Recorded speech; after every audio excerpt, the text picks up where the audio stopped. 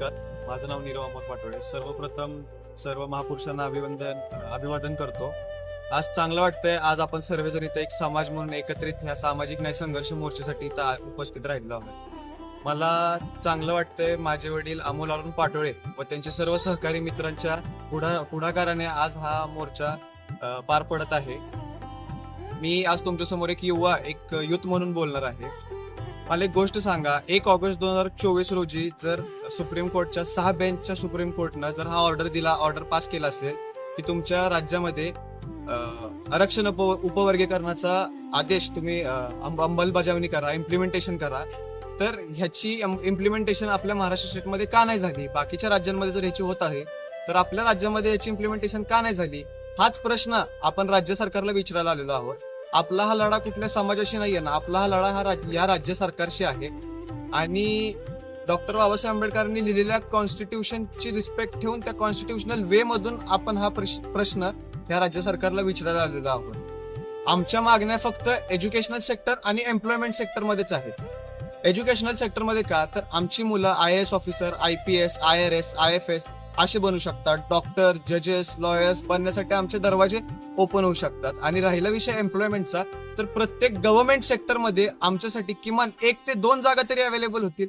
ह्याच आमच्या काही मागण्या आहेत. आणि आमच्यातला जो अतिमागासवर्ग आहे त्यांना ह्या गोष्टीबद्दल काही आयडियाच नाहीये, ह्या गोष्टीबद्दल काही माहितीच नाहीये. आज आम्ही त्यांना प्राधान्य देण्यासाठी, त्यांना एक संधी देण्यासाठी इथं सगळे उपस्थित राहिलेलो आहोत. आणि आमची इच्छा हेच आहे की राज्य सरकारने ह्याला मान्यता द्यावी, कारण आम्ही आमचा संघर्ष सोडणार नाही. कारण डॉक्टर बाबासाहेब आंबेडकरांची एक म्हण आम्ही डोक्यात आणि मनात घेऊन चालतो, शिका, संघटित व्हा आणि संघर्ष करा. बस एवढंच बोलतो आणि 2 शब्द थांबवतो. जय शिवराय, जय हिंद, जय भारत. नाही ते हे द्या की 2 बाईट त्यात म्हणा ना. सर्वांना जय शिवराय, जय भीम. आज इथं आपण मातंग समाजाच्या मोर्चासाठी इथं जमलेलो सर्वजण. का आज जो मोर्चा झाला मातंग समाजाचा, अख्ख्या जिल्ह्यातून, सातारा जिल्ह्यातून जी मातंग समाज इथं उपस्थित राहिला, त्या मातंग समाजाचं प्रथम मी आभार मानतो. तो आज मातंग समाज स्वतःच्या खर्चातून आपला स्वतःचा वेळ देऊन आज ह्या मोर्चासाठी उपस्थित राहिला, त्याचं प्रथमतः मी आभार मानतो. आणि हा मोर्चा यशस्वी केला, त्यांचं हार्दिक अभिनंदन करतो. आणि आपल्या समाजाला कुठंतरी एक न्याय मिळण्यासाठी हा समाज एकत्र आला. हजारोच्या संख्येनं, लाखोच्या संख्येनं समाज इथं एकत्र आला. याचं हे जिवंत उदाहरण आपल्याला दिसलंच आहे. आणि याचं निवेदन आम्ही माननीय कलेक्टर साहेबांना दिलेलं आहे.